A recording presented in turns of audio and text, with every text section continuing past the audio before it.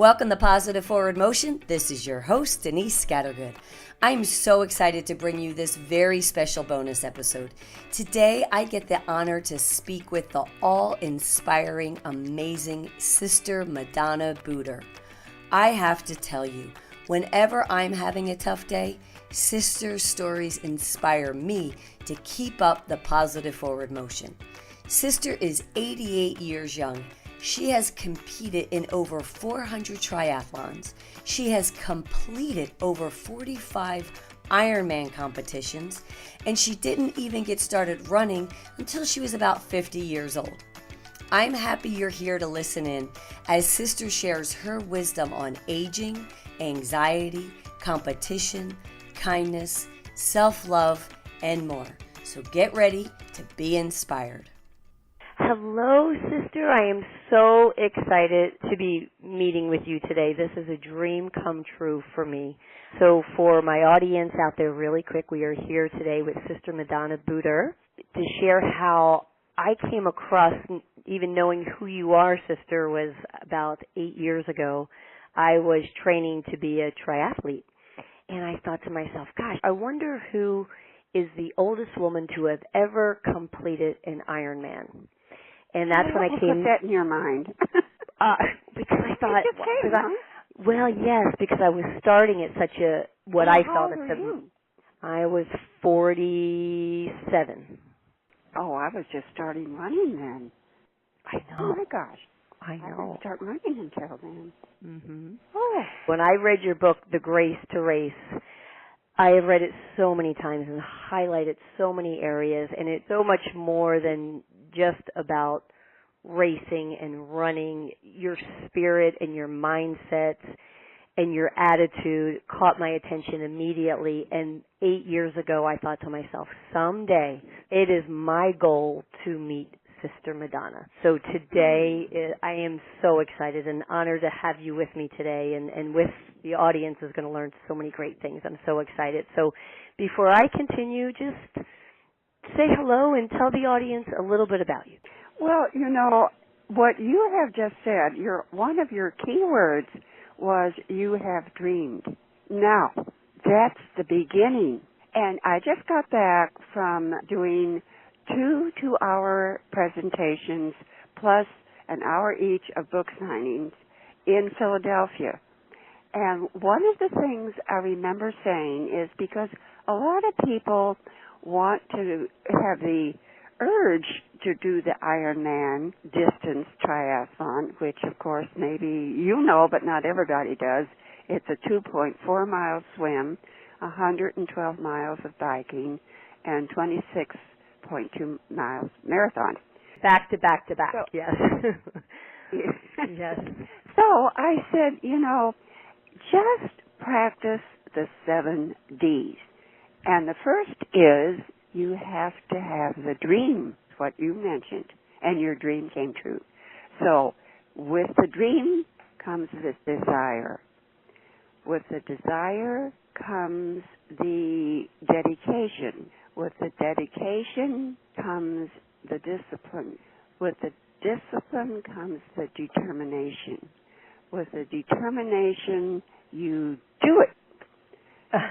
And it gets done, with or without your realizing it. And it's better if we don't really realize it. If we just concentrate on going through the motions, which is a healthy lifestyle when you think about it. They are worthwhile motions, not wasted. Even if you have a bike crash, you at least tried. And, I think there is no such thing as a failure, because your best ways to learn is through making your mistakes. The only failure is not to try, and you cancel yourself out. There goes every potential you might have as a human being that was built into you if you don't get out and try. But you've got to dream it, so you have the desire to do it, so you want to put the discipline and dedication into it to get enough determination to get you going. Oh, my goodness. I love that. And it ties into just this morning. You and I spoke and you shared with me that it's snowing outside. Now, and I hope it's okay with you to share with the audience that in this July, you're going to be 89 years old. So I love your spirit. When we spoke earlier today, you go, well, it's snowing here. And I thought, oh, well, what I've read about you, I know that might drive you crazy to be stir crazy in the house. So I teased and said, did you put your bicycle on a trainer? You're like, oh, no. After Mass, I went to the Y and I completed an hour of workout. And if I didn't have this call this afternoon, I'd probably be out snowshoeing. I love that. I love that. And with your background and you've competed in over 300 triathlons. 400 now. 400 now. Oh, my goodness. Well, it was 45 Ironman triathlons. And then over 45 Ironman. And that's just phenomenal. And I know you have so many trophies. And as we were talking about our podcast and positive forward motion, you mentioned something the other day that was so profound. And you said, I have a lot of trophies, but there's a trophy that's out there that I believe is a trophy that not everybody believes is a trophy, especially in this day and age. And so before I go any further, I'll let you share and elaborate a little bit on that. Well, we in the States try to deny our age. We try to do everything to disguise it. And hey, wait a minute. I earned these wrinkles. And my grandchildren, if I had any, are going to care less. They would be sitting on grandmother's knee listening to every word of wisdom that comes from her mouth. It's the person inside the wrinkled face that matters. Other countries in Europe and Asia, the ancients are the venerable ones, and they've got the right attitude.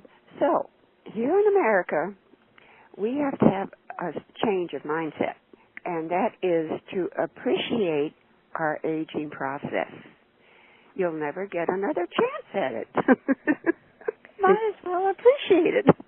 Oh, I could not agree more, and oftentimes I'll laugh and find myself saying this quite often, but I say, every day you are older and younger than someone else. Well, that's an interesting thought. When I go to jail, I oftentimes remind them, you are not the same person that you were yesterday. After you wake up, you have a new beginning, a new start. So make the best of yourself.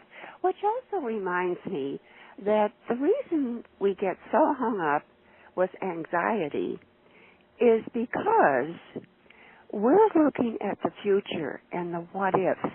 And my grandmother, bless her heart, was really a woman of wisdom. And I was about 9 years old, sitting at the top of our staircase with my hands on my knees, on my elbows, staring down the staircase, pondering. She comes in the front door, looks up between the banisters, and sees me. Very perceptively says, "What's the matter, darling?" I said, "Well, I'm just trying to figure out what I'm going to do when I grow up." Well, she could have laughed, but she didn't. She said, "Darling, let's look at it this way.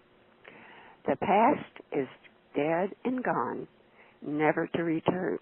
The future is not the future until it gets here, and then it comes the present moment. And that's all you're responsible for, is living the present moment, which will lead you into the future." Now, that made so much sense to me, it just took the burden off my back. And if we live each day, moment by moment, making the best of it, the future that we imagined may never be the same as we imagined whatsoever. Things can change within that time gap. So that's not under our control in the first place. So why bother about it? Absolutely. Oh, that's a phenomenal message. And you shared with that, and when I was reading your book about the AAA of the attitude, activity, and aging, and living in the moment and moving forward one, as I call it, positive forward motion step at a time. is taking that little step and keep moving forward. Even if you move forward, like you mentioned earlier, and, well, it didn't work out so well, it doesn't mean you took 10 steps back. You just learned how something didn't work or why you won't do it this way, and then continue on your path moving forward, because then you're going to get to that future that you're so worried about, but just keep moving. Well, you know, what I'm really worried about is the possibility of our very selves dehumanizing ourselves, because we are becoming so dependent on these gadgets that we seek answers. Even the artificial intelligence telling you what to do? Let's hold on here. When do I cease to become a human being if I can't even do my own thinking and my own feeling? And I want to give you an example how important it is to listen to your body and to follow the natural instincts that we receive. And God's lesser creatures do a much better job of it than we do. So they don't worry about their wrinkles. Anyway, this happened at the end of last Sunday in October this year. And in Spokane, it was a gray day, just tolerable enough temperature-wise for me to get out on my bike, probably for the last time before the season of this snowy stuff started. And for some reason, I can bike all the way to the Centennial Trail from where I live, and nobody, absolutely nobody, was on that trail. And I'm saying, this is Sunday. Oh, well, it's not pleasant weather exactly, but it may be the beginning of the football season, so they're all in watching football. And I get to the turnaround of my 20-plus bike ride, and I don't think I've gone more than 3 miles. I have at least 7 yet to go. And my nose runs faster than I do, so I was fiddling with my Kleenex, and the bike veered over to the opposite side. Oh, my God. All of a sudden, somebody is barreling straight at me. He said he was going 22 miles an hour. There was no way I could have consulted a little gadget to tell me what to do. Neither one of us knew what to do. He shifted a little bit to one side. I shifted a little bit to another side. But we didn't have time, and I knew that. And this little instinctive thought said, if you sideswipe, you're in danger. Just go head on. Well, I said, all right. And as I was going head on, came the second one, drop your head. Yeah, I want to protect my face for this head on. So next thing I am flat spread eagle on my back and hearing the moaning on my left side from the other detached cyclist.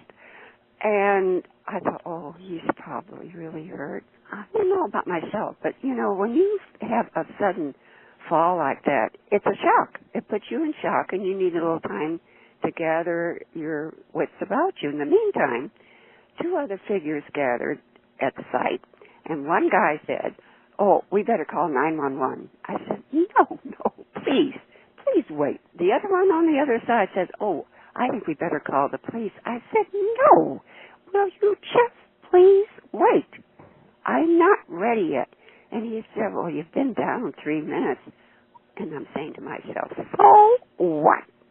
My body knows when it's ready to try to get up. And then comes a woman with her husband. And they are living in the neighborhood. She stands straight in front of me, says, you need some water. And I have some water. Oh, I said, I have water too, but it's on my bike. And then I thought about my bike.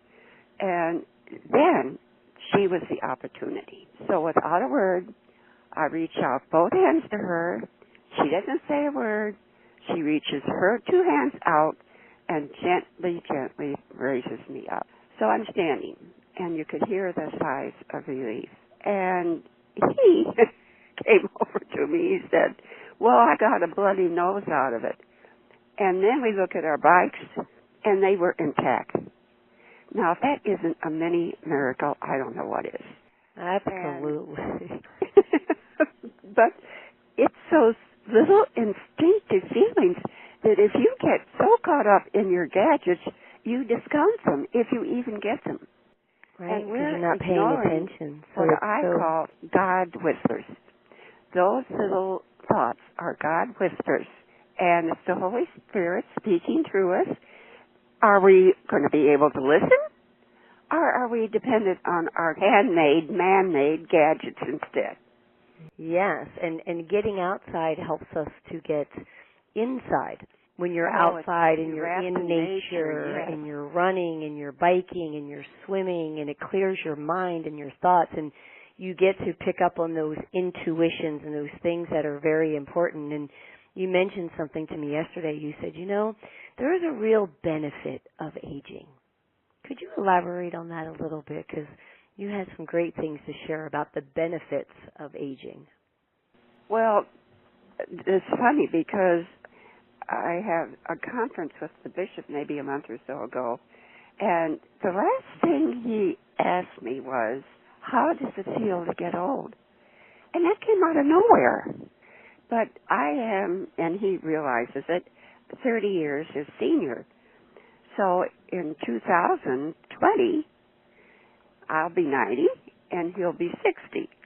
And maybe the thought spooks him. But I didn't have time to answer because it was the end of our conference, so I don't even know what I responded. But I've been contemplating it ever since. And what I realize in myself is that I am much less concerned about the external, which makes me more centered on the internal, which is focused to the eternal. Could you say that again? I love that. Well, as I have advanced in years, I've become much less attached to the external and much more aware of what's going on with the internal, helping me focus to the eternal. So nothing else bothers you as much. And that's such a great message for those folks that, are concerned or worried about their age. But also, we're in an age right now, and I just came across an article the other day where they did a study with a bunch of young girls, and they gave them an app, a little computer app, and said, you can take a picture of yourself, and then you can modify it with all these filters, and modify it to the point that you would want to place it out there in social media for the world to see. And the studies and the research that was done were shocking because most of the girls, the final picture that they created of themselves, they almost look more like an avatar than they did as their real selves. So this is such a great message that you're sharing because it's not just an aging problem anymore. As people get older and they're worried about some wrinkles or, not being perfect, it's such a topic for young girls that are just reaching for perfection. There's no such thing as that. We're perfectly imperfect. We're great just how we are. To bring light to that, whether you're 14 or 90 and in between.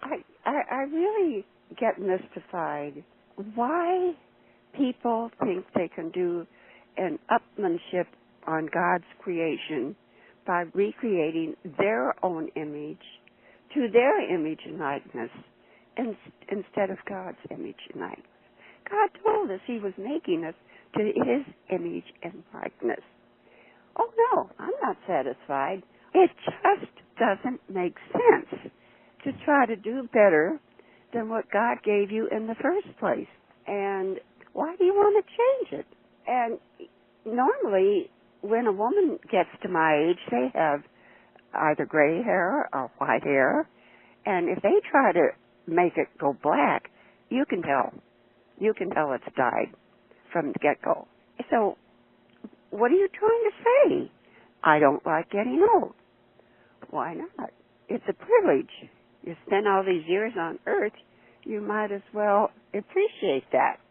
You might as well. So what you're sharing is that message, rather than to hide the fact of how many years we've had the honor to be on this earth, to shine those years, to say, yes, I've spent all of these years, this is what I have done. And in conversation, it can be so much easier said than done, of course, as we know, because there's so many different pressures, whether it's business pressures or someone just feeling insecure or moving forward. So what would you say maybe to, a young girl that is feeling the pressures and just wanting to be perfect? Maybe you have the wisdom and some wise words to just think of this.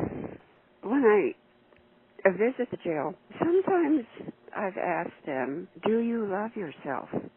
Well, a few of them actually say yes, but it stops them short. If you can't love yourself as a creature, a child of God, how can you expect to love anyone else? God doesn't make junk, and you're a child of God. Well, that rings a bell that they hadn't heard for a while. Mm-hmm. And then I say, furthermore, you're not only a child of God, but you are a masterpiece of His creation. There will never be another you that can think, say, act, do just as you do. So, act as if you're a masterpiece of God's creation, because, in fact, you are. And God doesn't make junk. You can make it out of yourself if you want, because you have that free will. And God's not going to rob you of what He gave you. It's up to you. That's wonderful. And that is such a good reminder for all of us to stop, especially, again, as we were talking with younger folks, boys and girls actually, with the pressures that are out there and the pressures for perfection, is to not look at someone else or towards someone or something else to make us feel fulfilled and happy, is to first stop and find love with ourselves. And one of my favorite quotes that I mentioned actually in one of my other podcast interviews, because I keep this little note tidy in a little wallet that I found years ago on a calendar, and it said, if you don't believe in love and accept yourself, you're going to try to find somebody else or something to do it for you. They'll never satisfy you. And then it's a slippery slope of not being satisfied. So I'm sure the listeners are very curious to know. I was very fortunate. My grandfather lived to 99. He was so healthy and strong all the way through his life. Just healthy, and people would always ask him, well, what do you do? What do you eat? How do you exercise? So as we're talking about the benefits of aging and getting older, I'm sure there's folks out there that think, well, gosh, I want what Sister's taking or what she's doing. So share a little bit about maybe a day in the life of Sister Madonna. Well, when I travel, I'm very often asked, do I have any specialties in regards to food? I don't. I just take what's served. I don't have any allergies that I know of, except I'm allergic to the planet Earth. I do know that, especially what it's become. It isn't the same place I was born on. Nuh-uh. Anyway, we have insecticides and all these things that contaminate our natural food. So nobody's going to get any wisdom from me about what to eat. And everybody has different preferences and different likes anyhow. But whatever you do, do in moderation. And what I have come across lately, which I think is quite beneficial, because garlic has a lot of assets to it, raw garlic. But how are you going to prepare raw garlic? Well, I found a way, and this I will share. I get the cloves, and maybe one whole clove, break it up, cut it off, get a spoonful of peanut butter, put those little diced up parts on the peanut butter, and chew it, and the sharpness blends with the blandness of the peanut butter, and it tastes pretty darn good. And if it gets to a point where it may be a little unpalatable, I also have a banana handy, and I bite the banana, and it adds the sweetness. So you've got the tartness, the blandness, and the sweetness all at once. Well, I do love garlic as well, but my raw garlic intake is going to go up. Absolutely. Good. Absolutely. So I believe this morning you mentioned when you wake up in the morning, you head over to Mass. And are you still running to Mass? Oh, not in this kind of weather. But in the spring, you'll be running again? Yeah. And how many miles is it to Mass when you run? Well, it depends on which church I go to, but normally my own parish would be just a little over 4 miles round trip. Nice. Which isn't much, but it's a starter for the day. Okay, a starter for the day. Okay, so you ran to Mass, you ran home, you put in your 4 miles. Then what's next? Well, sometimes I go to the Y. I try to get a swim in at least 3 times a week. And then if there is open time during the day and it's a nice day, I'll jump on the bike. So I don't need to enter competition to do a triathlon. I can do it myself. I love that. And then on the days, we all have our days where we just don't feel like it. Just, for the listeners, what do you tap into on those days where I just don't know if I have this in me? It is, again, the draw to the great outdoors of Mother Nature. I can remember when I was training for my first marathon. I knew nothing about running, and I did everything wrong, and I was just beat to the core and no energy, but I knew I had to get this mileage in. Once I put foot outside the door and ran and came back, I didn't feel any worse for the wear, because how could I? I was so down anyway. But it actually does normally lift you up, being out in nature, as you indicated, because there's that freedom of being surrounded by Mother. I love the term Mother Nature. And everything else seems so trivial. When you think of the great expanse, this is God's cathedral, and why not get lost in it? And you don't know when you're pampering yourself, oh, I'm too this, too that, to get out. Just even if you do nothing but stick your nose outside the door and sniff in some fresh air, if you can find it, it will be helpful. I agree, and that reminds me of a story. I had a friend once who was like, I don't know how to get motivated to get up and go out. And I said, just put on your sneakers and walk out the front door and go for 20 minutes in one direction. And before you know it, you go 20 minutes back in the other direction home. You've put 40 minutes. Perfect. 40 minutes under your belt, and that's amazing. And I remember reading in your book, and this stood out so strong to me, and I'm going to have you elaborate, but I'll remind you a little bit about the moment in the book where you were doing a triathlon. This was before wetsuits were allowed during the swim. I believe it was an Ironman. So you do all this training. Here you are. You go in for the swim, and I believe it was the right side of your body kind of decided to stop. Yeah. That was in New Zealand, and the open water, it's cold.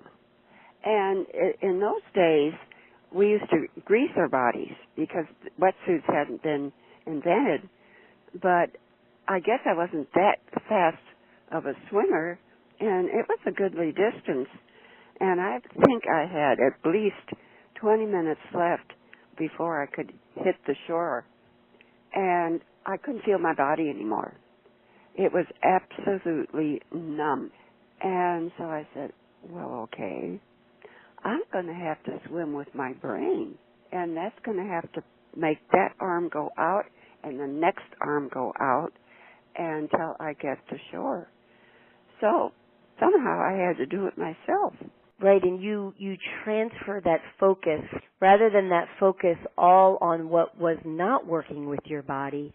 And I don't want to misquote, but I think I remember you sharing in the book and it resonated with me, and I've used this many of times as I was going through, whether it was a mentally tough challenge or an emotional challenge or even a physical challenge being athletic, about you were like, God, you gave me a brain, which is a computer to my body.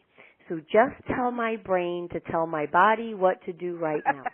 Exactly. Is that how it went? And I love how you refocus that. This happened also a little further, more recently in New Zealand, at Christchurch, and that water was ice, I think, in the 50s, and I was going to do this aquathon before the major triathlon, which was in another lake, and thank God it was only, I think, maybe a half a mile swim. But as soon as I got in that water, oh my gosh, it was so cold. But I had never been in such clear water in my life. You could see the color on every pebble and stone below you. So I said, oh, okay, God, let me concentrate on the beauty of that below me and not on your body. And that's what got me in. Mm.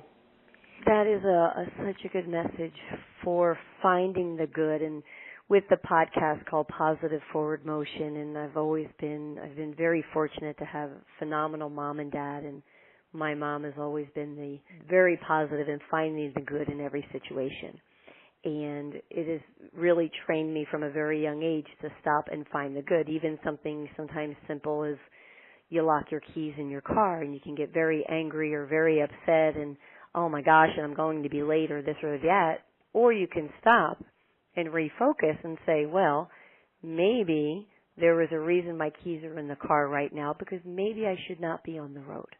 So it's directing that thought process and finding the good, because I can't change it right now. So getting mad about it isn't going to open the car door, but maybe taking that step back and looking at it differently. And I love in your book how many times that you shared, and you're sharing now, that you would do that to have you continually move forward in your races, that your focus is on something completely different than the hard task at hand.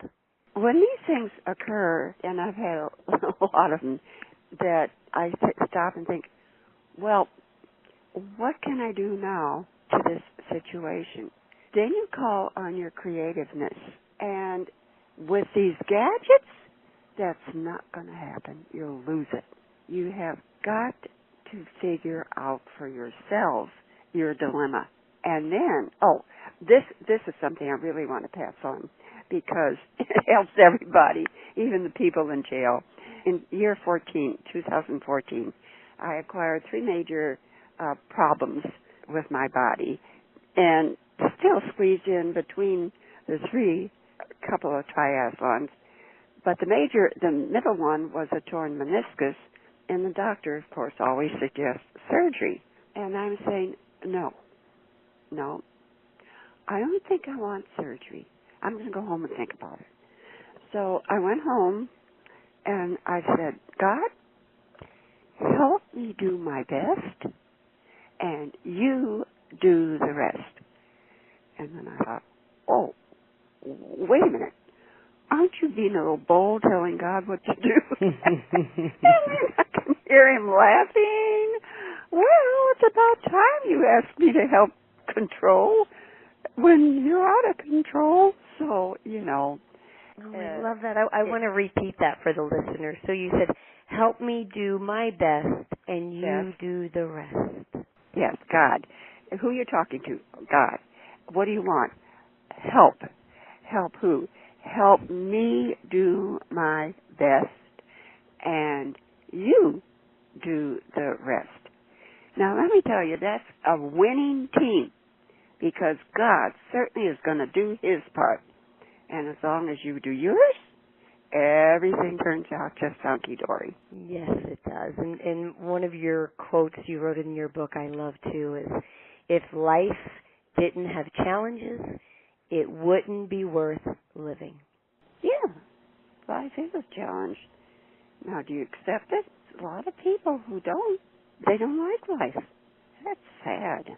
And I don't know how to correct that for them, but they just probably do not have the benefit of getting in touch with their Creator, and they think they've got to do everything themselves.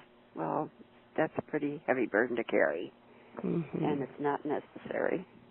Yes. So if we let God in our lives, and you know, this attitude, God, help me do my best, and you do the rest, makes it easier to accept the consequences even when they're disappointing, because you invited God to take part in it, and if that's what He wants for you here and now, it's easier to accept.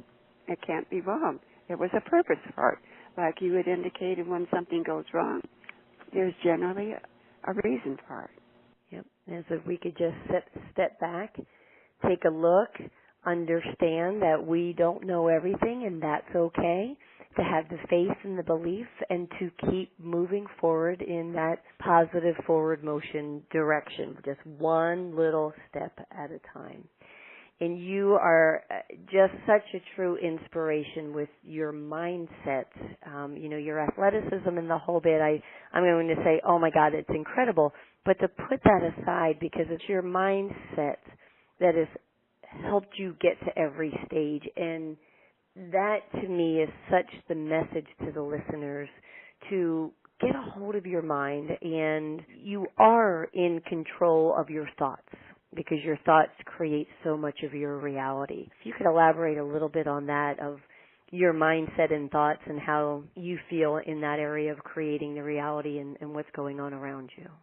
Well, it's not that I don't get caught up in negativity, but when I find myself doing that, I'm thinking, this is really a benefit.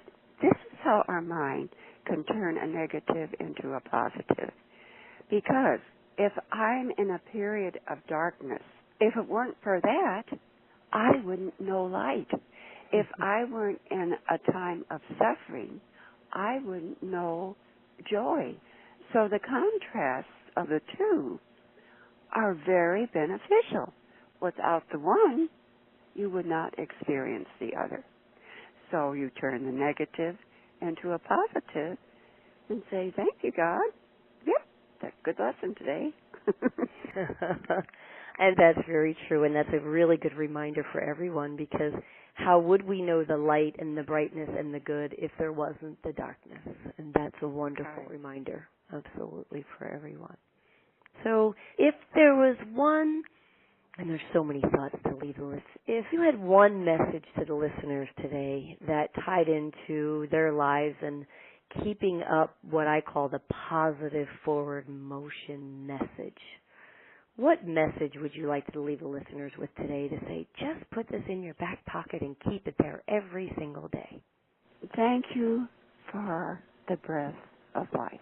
There is nothing more complimentary to God than our gratitude. That is why He gave us the free will to respond to Him like none of His other creatures can. And we miss the boat in so many instances when we don't thank Him, even for what appears to be disappointments in our life. So have an attitude of gratitude, and no matter how small or how much maybe somebody has to dig that day to find that one thing to be thankful for, because sometimes people go through such darkness and struggles, but to find that and give the glory and be thankful. That's a very good reminder for all of us. I love that term, the attitude of gratitude. I just heard it for the first time said like that while I was away last weekend giving my presentations. Yeah. Some of you learn from everybody else just as they can learn from you. That's true. And I want to thank you so much. I am so thankful, and I have an attitude of gratitude for you and your spirit and the way that you're made, and how, oftentimes you'll go, I really don't like talking about myself, Denise. Like, this feels awkward to me. But you are such a bright light for so many, and especially my mom is 83 years old, and I was sharing your story with her, and she has such a great attitude and spunk and the whole bit. And she's like, oh, I got these pains in my back. I need to know her little secret to be able to get up and keep on going. And my mom had given a lot of her life to a restaurant for almost 60 years and standing and working hard. And, you know, her body is paying for it now. But I'll tell you, her attitude and her spirit and her positivity has never wavered. You know, ask her if she would like to do this simple exercise, because you mentioned back, and that is so important. When you wake up, throw your feet over the side of the bed and grasp your hands behind your neck and very gradually bend over until your elbows actually touch your knees and your head's between your knees, and then gradually raise it up. That's stretching the back muscles, and it's the back that's the hardest thing to get straightened out to do the rest of the day's duties. So stretching that back is a very simple exercise, and it might really help her a bit. Oh, well, thank you. As soon as we're done here, I will call her and tell her that for sure. And I know she'll do it because she has an undeniable spirit as well. Sister, I want to thank you so much for your time today. I know it's snowing. Is it still snowing? I haven't looked out of the window, but I think it's not going to start until 8. Well, and my apologies for keeping you from snowshoeing today. Well, tomorrow's another day, except it's going to be a lot colder. Well, and I do, and my second dream is next time I'm up in your neck of the woods, I'm going to reach out because I just want to come and play outside with you. Oh, okay. That's great. That'll be a date, and many blessings to you. And again, thank you so much. Thank you. Wow, what a great spirit and so much wisdom to share. I feel so honored and blessed that I got to meet with Sister. And she's going to be 89 years old this July and has no plans on slowing down. If you would like a copy of a list of key points and takeaways from this interview, just email me, Denise@denisescattergood.com, and I'll send you a PDF, and I'll also include information on Sister's book, The Grace to Race. Remember, it doesn't matter how young or old you are. We have today, and I hope you make it a great one, and remember to keep up the positive forward motion.